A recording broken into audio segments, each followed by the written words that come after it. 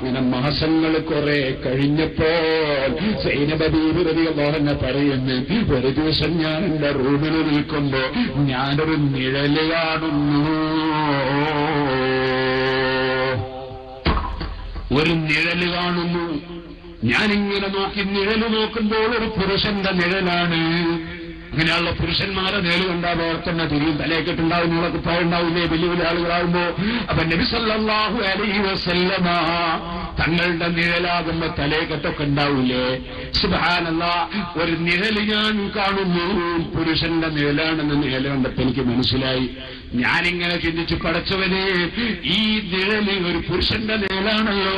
എന്റെ വീട്ടിൽ കയറി വരാനുള്ളത് റസൂലുള്ളാഹി സ്വല്ലല്ലാഹു അലൈഹി വസല്ലം തങ്ങളാണ്.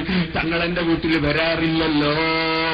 ഞാനെങ്ങനെ ചിന്തിക്കുന്ന സമയത്ത് ഫൈദാഹു റസൂലുള്ളാഹി, വന്ന് കയറിയ നിഴല്, ഞാൻ കണ്ട നിഴല് അല്ലാഹുവിന്റെ റസൂലിന്റെ നിഴലാണെന്ന് റസൂലുള്ള വീട്ടിലേക്ക് കയറിയപ്പോൾ എനിക്ക് മനസ്സിലായി.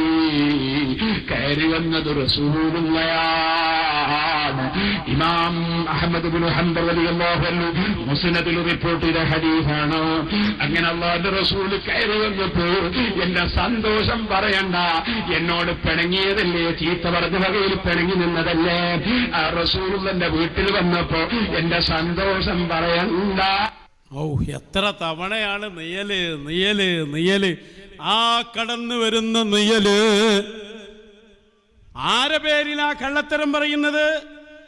അഷ്റഫുൽ വറ മുഹമ്മദുർ റസൂലുള്ളാഹി സ്വല്ലല്ലാഹു.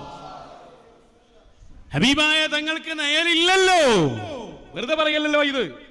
ഇയാള് സൈനബ് ബീവി നയല് കണ്ടു എന്ന് ഹബീബായ സ്വല്ലല്ലാഹു അലൈഹി വസല്ലമയുടെ പേരിൽ പച്ചക്കള്ളം പറഞ്ഞതാ. സൈനബീന്റെ പേരിൽ നുണ, ഇമാം അഹ്മദ് ബിൻ ഹംബൽ തങ്ങളുടെ പേരിൽ നുണ, ഹദീസിന്റെ പേരിൽ നുണ. അല്ലേ, നമ്മൾ കേട്ടില്ല നയലുണ്ട് എന്ന് പറഞ്ഞേക്ക് പൂതി കെടാത്തത് കൊണ്ട് ആ സംഭവം പറയാൻ എത്ര തവണയാണ് നിയല് നിയല് നിയല്. എന്നിട്ട് നിയൽവാദി നമ്മൾ വിളിക്കുമ്പോൾ അതിനടങ്ങാറും. യുക്തിവാദിയെ യുക്തിവാദി തന്നെയല്ലേ വിളിക്കുക. നിയൽവാദിയെ പിന്നെ നിയലില്ലാത്ത വാദി എന്ന് വിളിക്കാൻ പറ്റുമോ? അത് തിരുത്തുകയല്ലാതെ സാവിയത്തു സൂഫിയുടെ മുമ്പിൽ നിന്ന് രക്ഷപ്പെടാൻ മറ്റു മാർഗങ്ങളില്ല. പരസ്യമായി തിരുത്തണം. ഒരാളിനോട് ചോദിച്ചത് അയാൾ ഒറ്റക്ക് തഹജ്ജുദ് നിസ്കരിച്ചിട്ട് തൗബ ചെയ്തിട്ടുണ്ടെങ്കിലോ. ഞാൻ പറഞ്ഞ ഒറ്റക്ക് തഹജ്ജുദ് നിസ്കരിച്ച് ഭാര്യനോട് പറഞ്ഞല്ല നേലുണ്ട്.